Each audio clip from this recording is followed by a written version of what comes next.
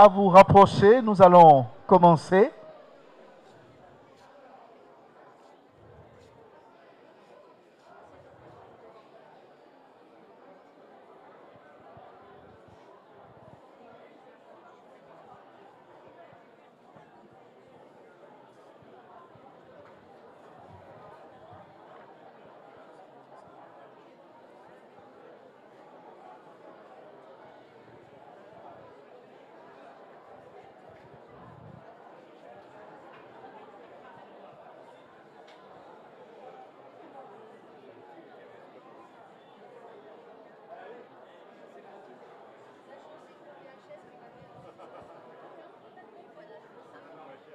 Ah oui, bien sûr.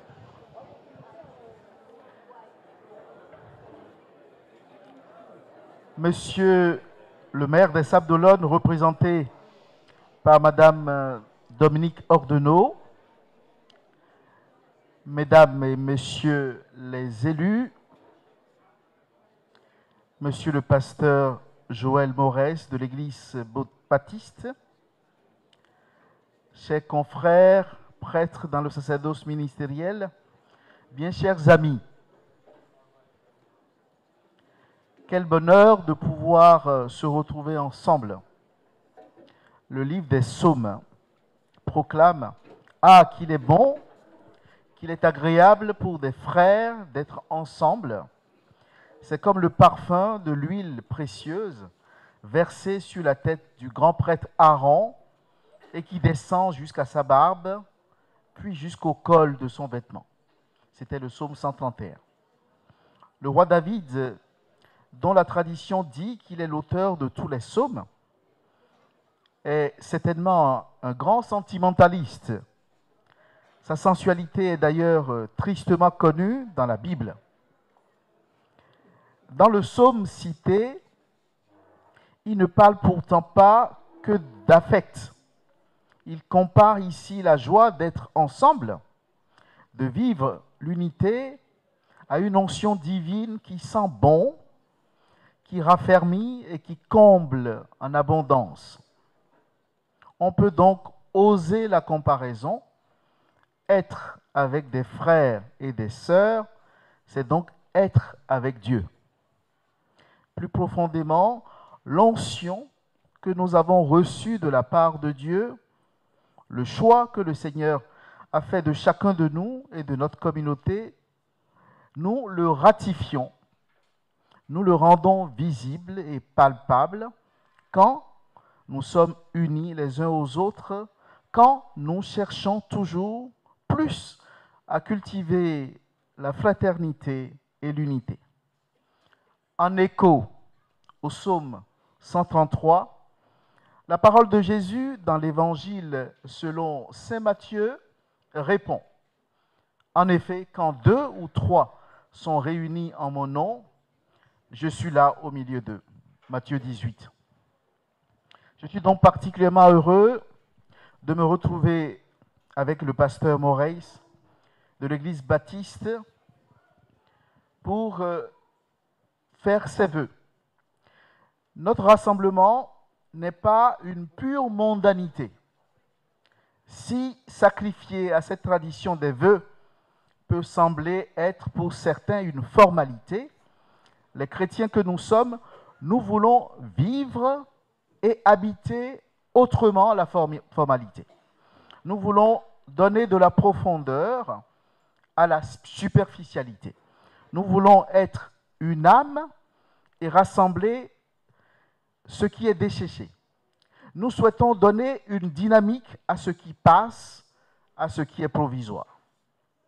Notre rassemblement de ce soir est donc une recherche de la fraternité et de l'unité. Il est aussi une action de grâce. Au seuil de cette nouvelle année, nous rendons grâce au maître des temps et de l'histoire. Nous célébrons l'instant présent, chargé de grâce de la part de notre Seigneur Jésus le Christ. Ce que nous faisons ce soir n'est donc pas éloigné de ce que nous célébrons dans nos églises, temples ou lieux de culte, unis et frères, nous faisons mémoire de notre Seigneur Jésus le Christ jusqu'à ce qu'il revienne. Ce soir, en saluant Madame Dominique Ordenot qui représente notre maire, en saluant les membres du conseil municipal qui nous font l'amitié de venir ici, en remerciant chacun d'entre vous de votre présence, en congratulant particulièrement ceux et celles qui ont préparé cette soirée, je voudrais être attentif à une présence discrète et forte et surtout orienter toute notre attention vers elle.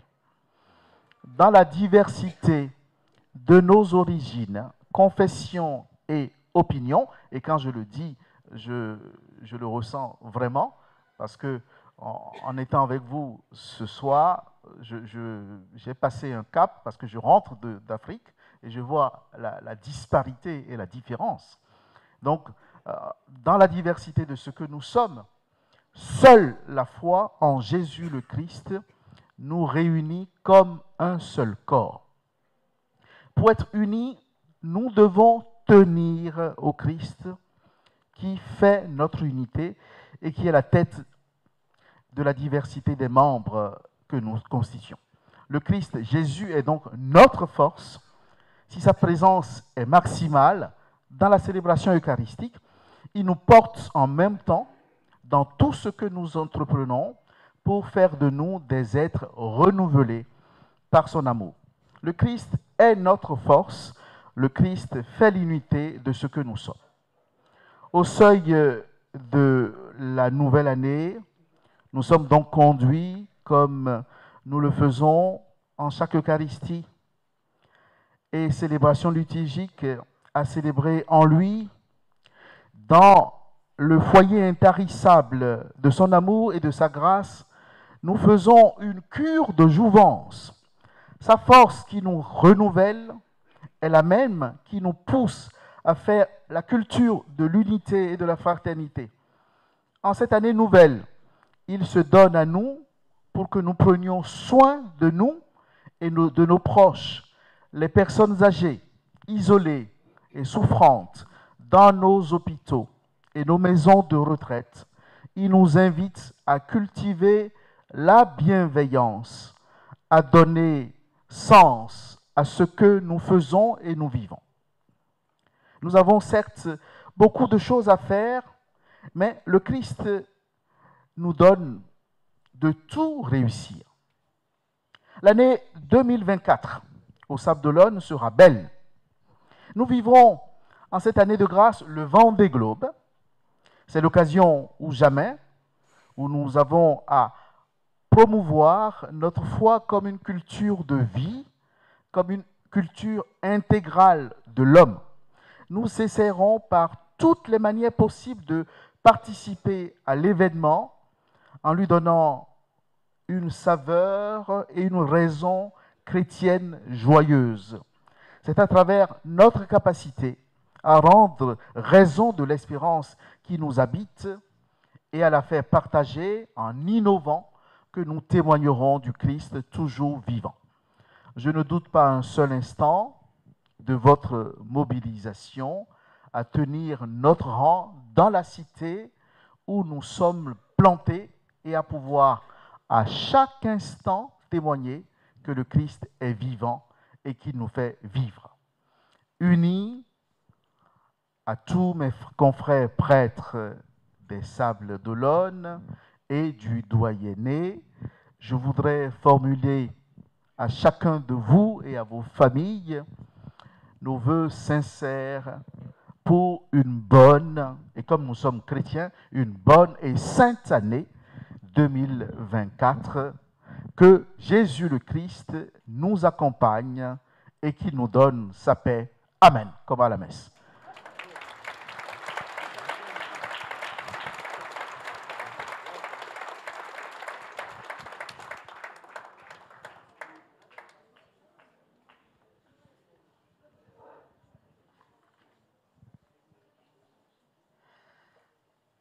Mesdames, Messieurs, bonsoir.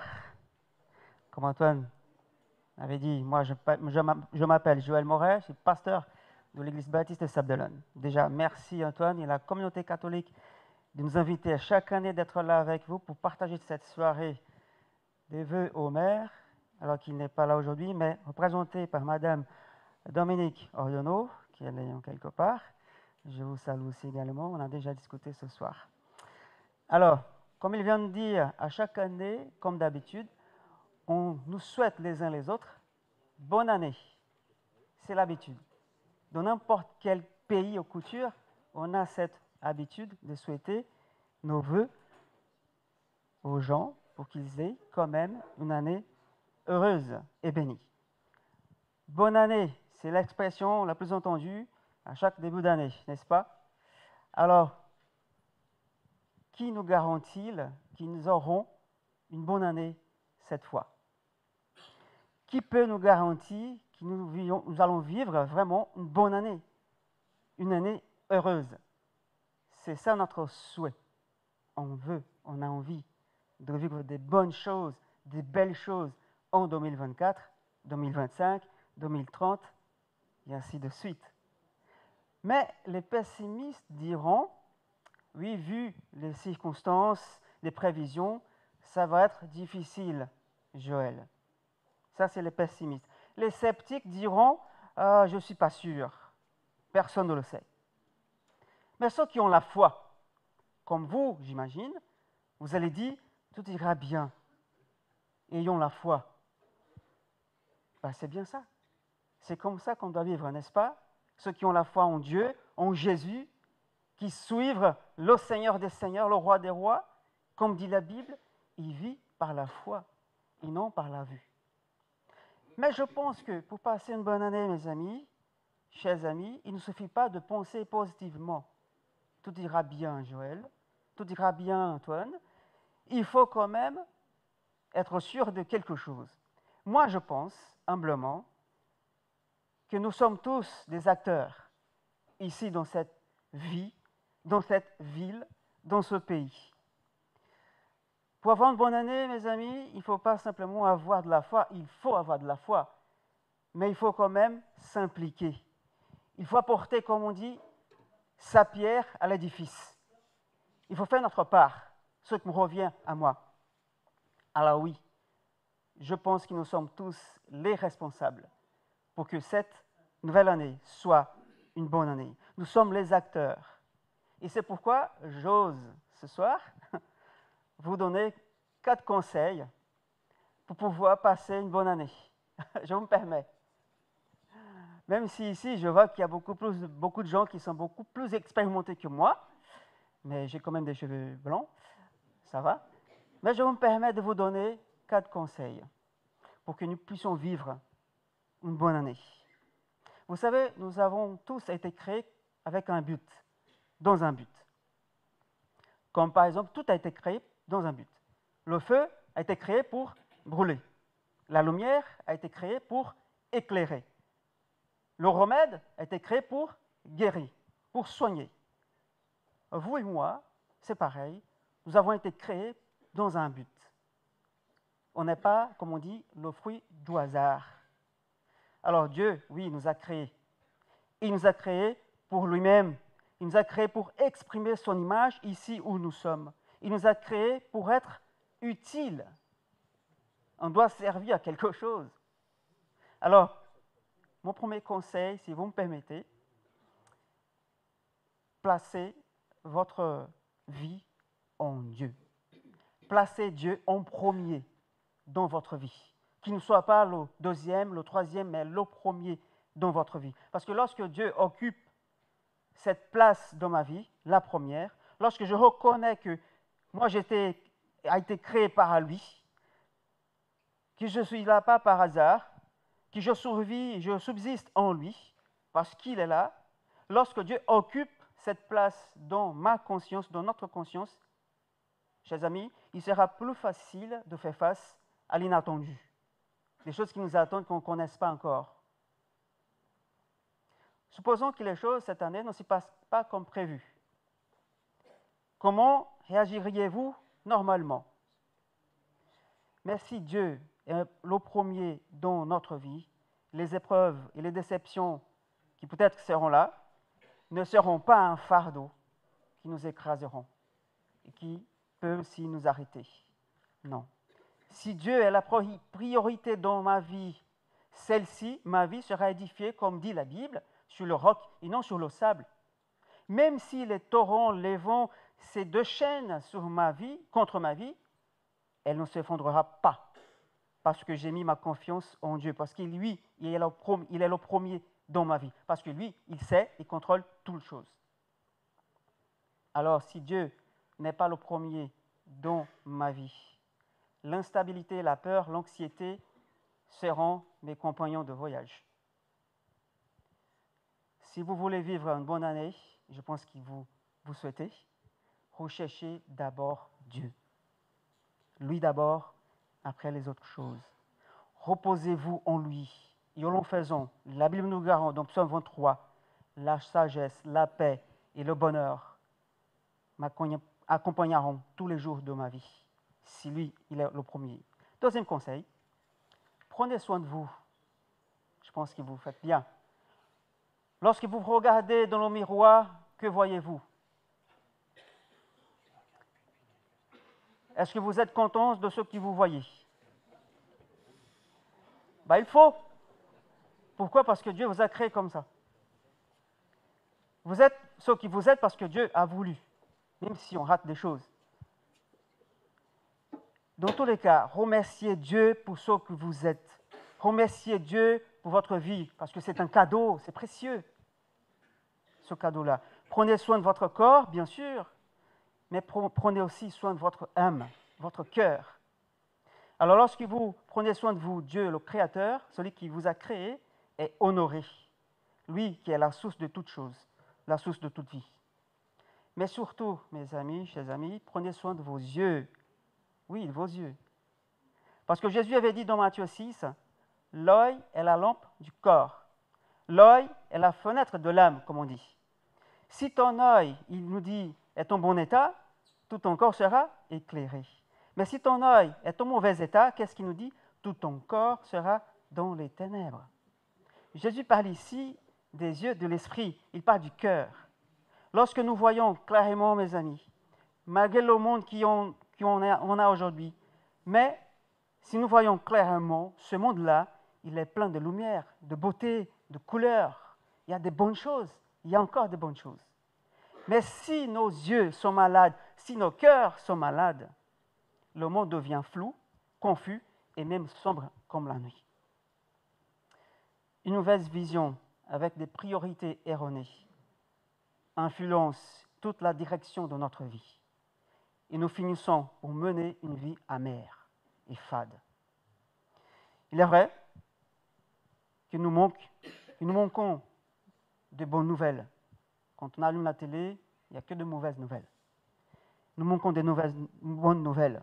Mais ne laissez pas les mauvaises nouvelles qui vous voyez, vous entendez, vous piquer les yeux, le cœur. Et pour cela, Jésus nous dit, j'ai un remède. Il nous dit dans Apocalypse 3, j'ai un collier spécial. Il seul, lui, peut nous soigner, nous donner ce collier qui peut nous aider à regarder le monde, même s'il est mauvais, en état compliqué, mais nous pouvons voir avec ce collier des bonnes choses. Prenez soin de vous. Troisième conseil, avant-dernier. Aimez les gens. Aimons les gens. Oui, parce qu'aimer est le fondement de la loi de Dieu. On parlait tout à l'heure de fraternité, d'union. Même si on est différents, tous différents. Mais la loi de Dieu, c'est l'amour, parce qu'il est amour, comme dit la parole. Mais je ne parle pas d'être simplement gentil, sympa avec les gens, non, non.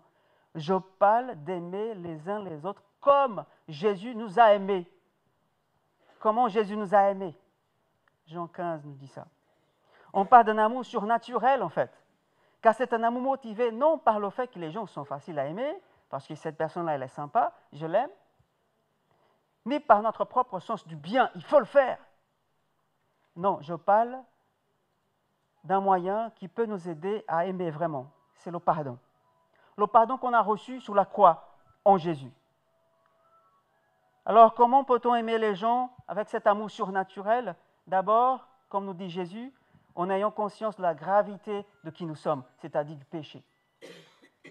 Plus nous saisissons la réalité de notre péché, chers amis, qui a été payé sur la croix, plus nous comprenons le pardon reçu de Dieu et plus nous aimons les uns et les autres.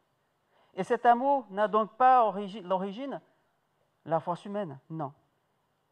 Elle est bien la force surnaturelle de celui qui nous a aimés le premier, Dieu, le Père. Et Jésus nous donne donc cette manière, il nous laisse quand même de dire, aimer les uns les autres, mais laisse-moi t'aimer d'abord. Et comme ça, tu pourras aimer les autres. Ah, chers amis, quand je vois la ville des Sables d'Olonne, la ville que j'ai adoptée, ou c'était plutôt l'inverse, vous m'avez adopté, ça fait 5 ans que je suis là. Je pense que nous, là, cette ville, les Sablés et Sablaises, on a besoin, mes amis, des personnes qui aiment véritablement. La ville de Sables d'Olonne, on a besoin de ces gens-là. La Bible nous dit que dans les derniers jours, l'amour de beaucoup se refroidira. Moi, je prie qu'il ne soit pas le cas pour vous, ni pour moi. Que notre amour continue d'être là, en flamme, pour les uns et les autres, parce qu'on a connu l'amour de Dieu et le pardon de Jésus. Alors je me demande, pouvons-nous faire en sorte que notre ville, Sables d'Olonne, soit connue comme la ville la plus aimante de France?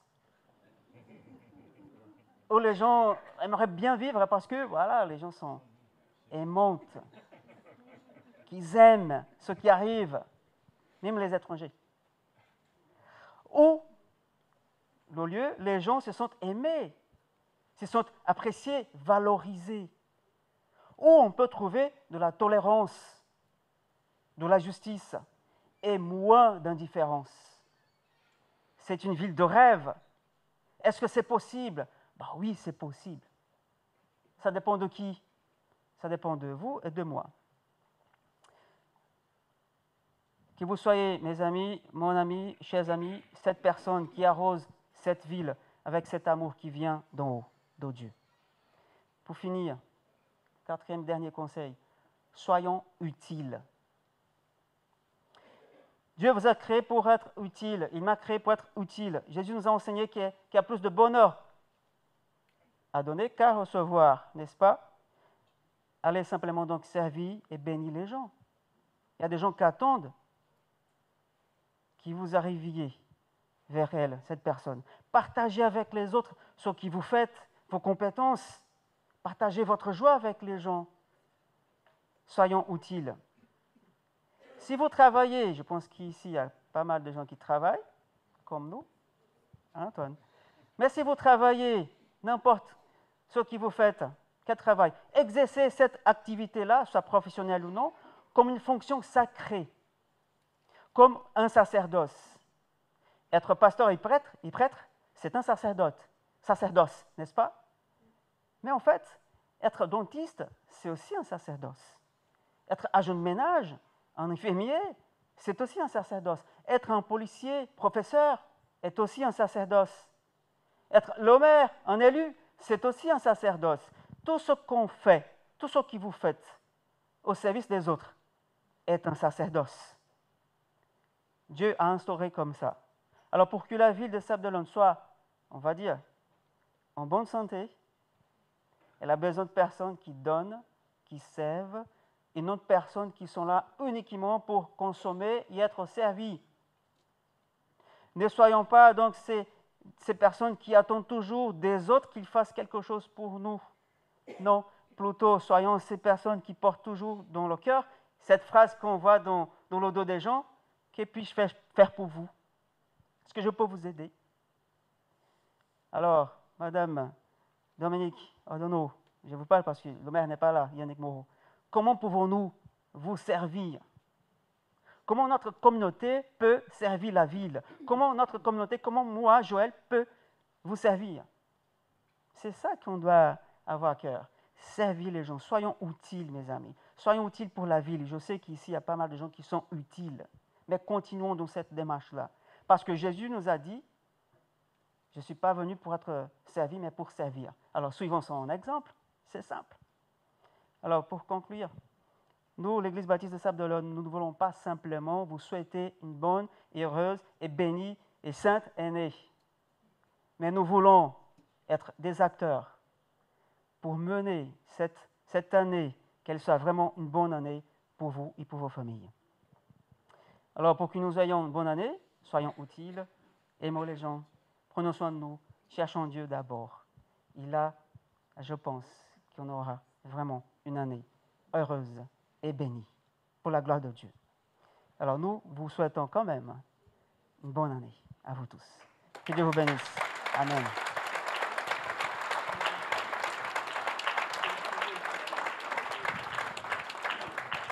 Merci Joël pour ces paroles qui nous réconfortent.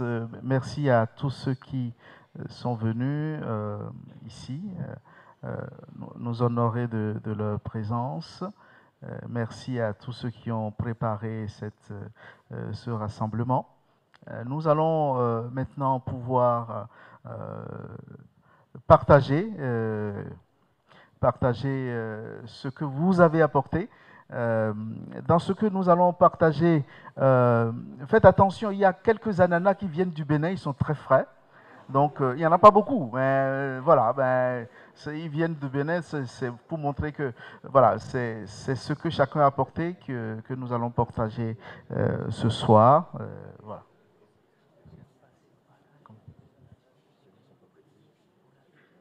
Ah oui, bien sûr. Il y a un message?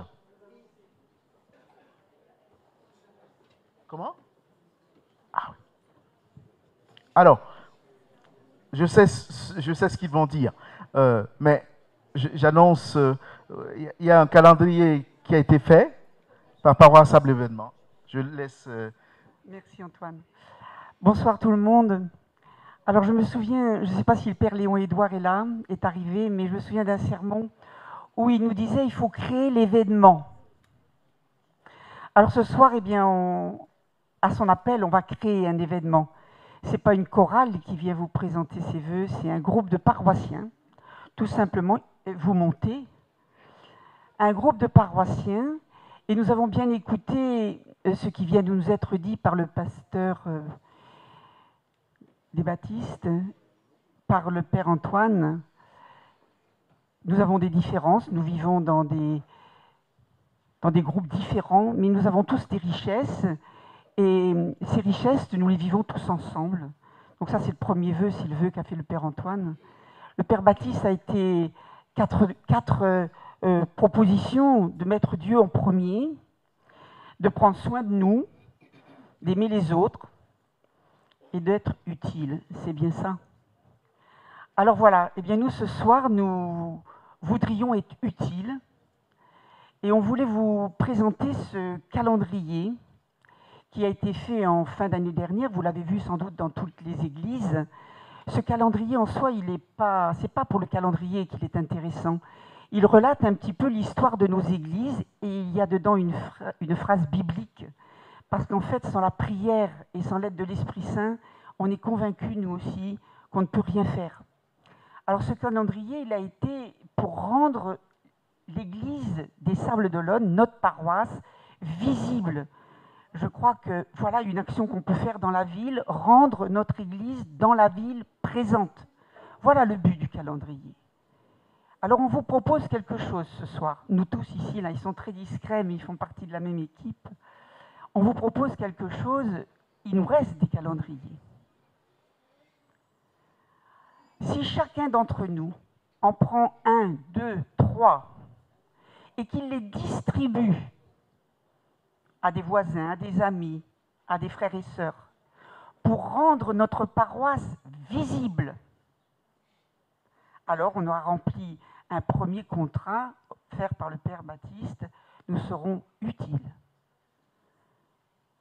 Bien sûr, au départ, ce calendrier a été dans les relais proposé à 8-10 €. Ce soir, la participation sera libre. Faites bon accueil à ce calendrier.